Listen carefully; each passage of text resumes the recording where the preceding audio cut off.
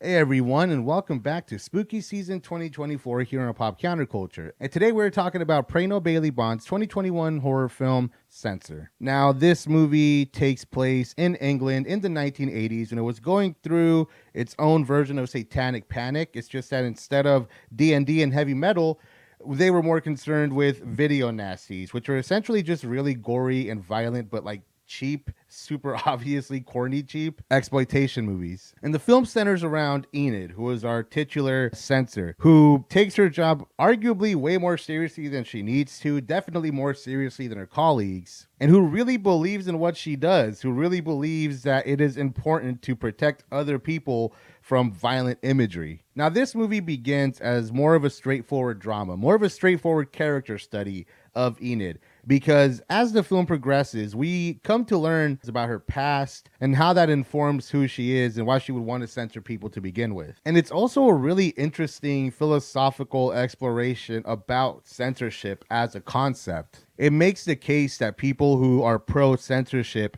have trouble distinguishing the real world and fiction, as one day Enid comes across a movie that seems to recreate a moment from her past that she is very guilt-ridden over, which causes her to unravel. But what I really appreciate about this movie is how, despite it being really about her journey and about her guilt and how that informs her character, the film manages to make a broader philosophical point about memory, about art, and how we censor both things. The film makes a point to bring up stuff like repressed memories. Enid is clearly repressed in many ways. Now, Enid is not the most likable of characters. Not only does she take great pleasure in doing something that is arguably kind of crappy, but she's done some stuff.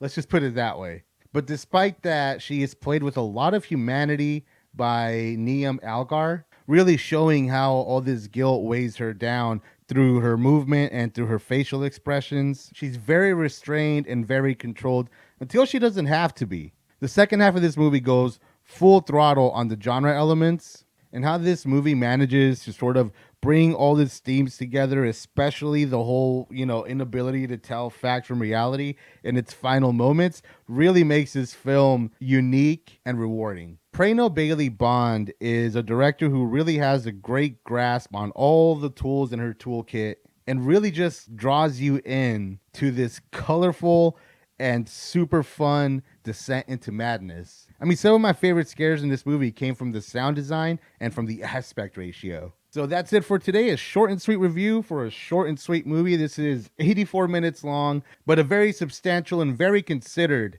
84 minutes. So if you've seen this movie, let me know what you thought about it down in the comments. Like this video if you liked it and subscribe if you haven't already. Hit the blue bell as well, or whatever Anthony Fantano says. I made that joke last time. I'm not going to do it again.